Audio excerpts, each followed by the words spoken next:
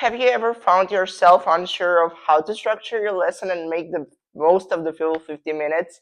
Do you struggle with balancing all four language skills while keeping the class productive and engaging?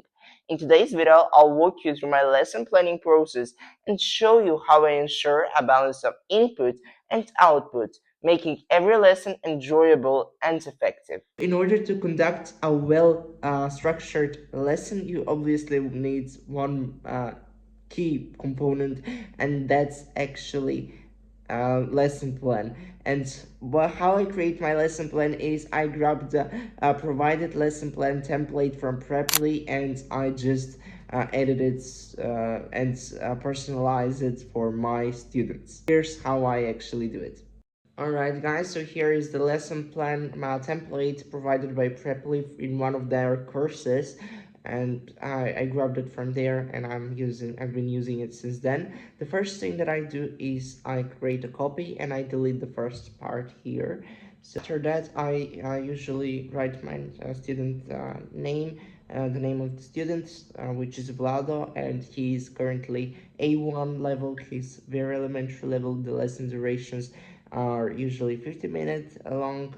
Actually, following a book, close up book, and I can see that in the previous class we just finished with unit 1. We are starting unit 2 now, and the first topic or the first exercise is actually warm up, and it's very good because I'm following the PPP lesson structure. So the first exercise should always be kind of a warm up exercise, more with speaking, and then kind of introduce the students to the subject, to the topic. And after that I have input and output exercises.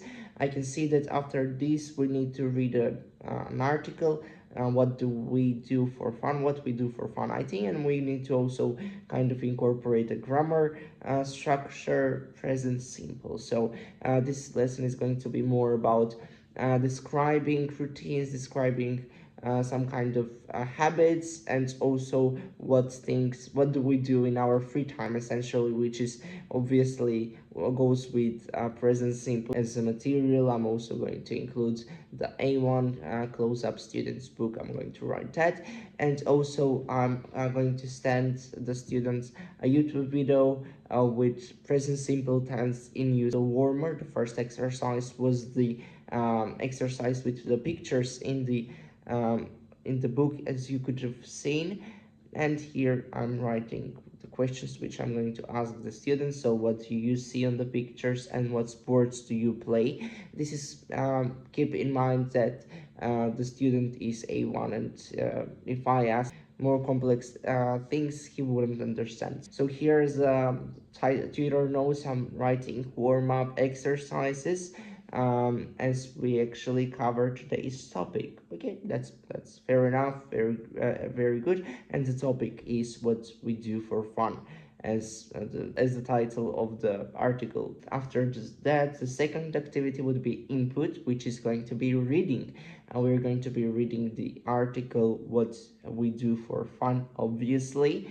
And the second activity input would be also the grammar structure that we need to explain, and that's present simple. Timing, I know the student and I know that the student reads very slow. We don't have time for anything, so 35 minutes is a fair enough time to actually go over the grammar structures and also read the small article. So I think that 35 minutes is enough. Here's into the notes. I'm going to try that we can explain we need to explain the new vocabulary. So trying to practice present simple and explaining the present simple. Also this small discussion about the text, and small discussion about the habits and the routines that the student does in his daily life. And the third activity for today, which is going to be the final, is the output, and that is using